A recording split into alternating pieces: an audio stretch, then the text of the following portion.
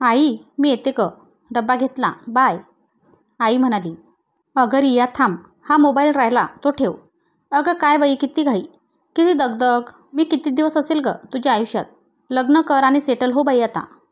आई सकाळी सकाळी काय का हा विषय, रिया म्हणाली. रियाने आईच्या हातातला मोबाईल घेतला आणि म्हणाली, बरं बाय.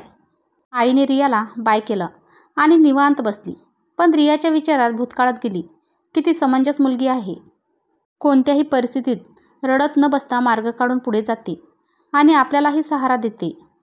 काहीतरी मागच्या जन्मातील पुण्य असेल म्हणून अशी मुलगी देवाने दिली. तिला आठवले की रियाचे बाबा अचानक रियाच्या 12वीच्या गणिताच्या पेपरच्या वेळी कार्डियक अरेस्टने गेले.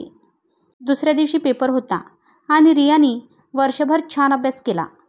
पण त्याही परिस्थितीत न डगमगता सर्व नातेवाईक घरी असताना पेपरला गेली. आणि सर्वांनी मना केले तरी गेली. कारण तिला माहीत होते की बाबा गेले, आपले छत्र हरवले आणि एकमेव जे उदरनिर्वाहाचे साधन होते तेच गेले. त्यांचे स्वप्न पूर्ण करणे आणि कुटुंबाला घरात मोठी मुलगी म्हणून आधार देणे हेच तिचे कर्तव्य आणि जबाबदारी आहे.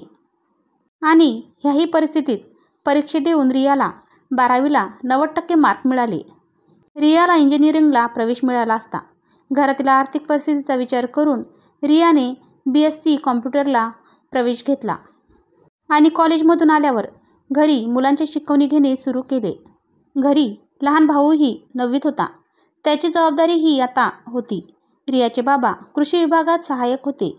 त्यांचे काही पेन्शन आणि रियाचे शिकवणीचे पैसे ह्यातून दोघांचे शिक्षण आणि घर चालविणे मोठ्या मुश्किलीने होत असे. रियाला ग्रॅज्युएशन झाल्यावर एका सॉफ्टवेअर कंपनीत BSc कॉम्प्युटर असल्यामुळे जॉब मिळाला.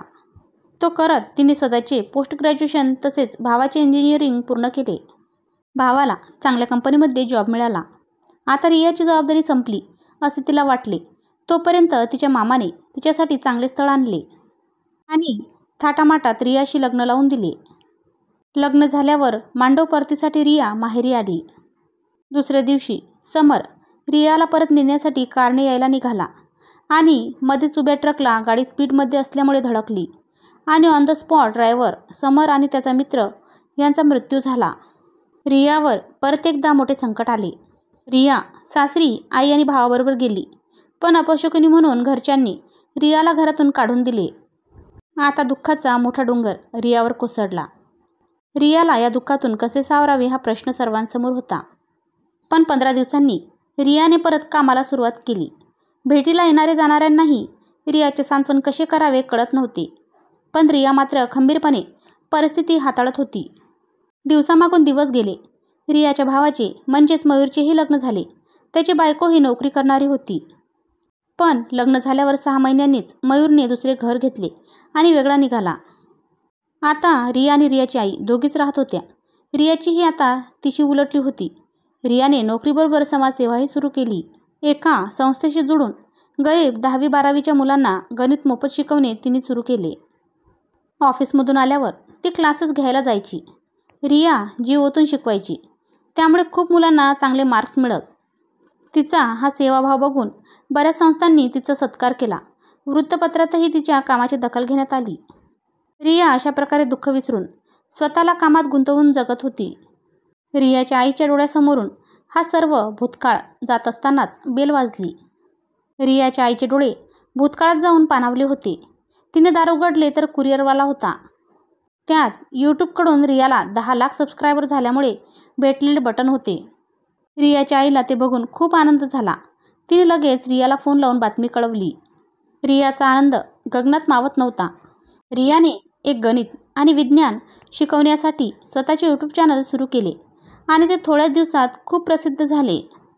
ते बघून खूप मुलांनी अप्रतिम यश मिळवले. रिया स्वतःच सॉफ्टवेअरमध्ये कामाला असल्यामुळे स्वतःची वेबसाईट बनवली. त्यात खूप सारे अभ्यासाचे मटेरियल टाकले. यूट्यूबकडून बटन मिळाले. हा आनंद शेअर करण्यासाठी रियाने अजयला फोन लावला. हॅलो अजय, एक आनंदाची बातमी आहे, ओळख बघू. अजय म्हणाला, तुला प्रमोशन मिळाले. रिया म्हणाली, अरे नाही रे. अजय म्हणाला, मग तू लग्न करणार. रिया म्हणाली, अरे जाऊ दे, मूड ऑफ नको करूस. मीच सांगते, मला यूट्यूबकडून 10 लाख सबस्क्रायबर मिळाल्याबद्दल बटन मिळाले. अजय म्हणाला, काय सांगतेस? अभिनंदन, पार्टी तो बनती है, रिया म्हणाली. अरे हो अजय, याचे सर्व श्रेय तुलाच जाते. तूच मला हे सर्व सुचवले आणि सर्व मदतही केली. त्यामुळे आज नक्की आपण पार्टी करू. अजय एक मध्यमवर्गीय एका ज्युनियर कॉलेजमध्ये 11वी-12वीला गणित शिकवत होता. रियाची आणि अजयची ओळख त्या संस्थेत झाली जिथे रिया मोफत ऑफिसनंतर गणित शिकवत होती. तिथेच अजयही शिकवत होता. अजयचेही यूट्यूब चॅनल होते आणि त्यांनीच ही आयडिया रियाला दिली होती.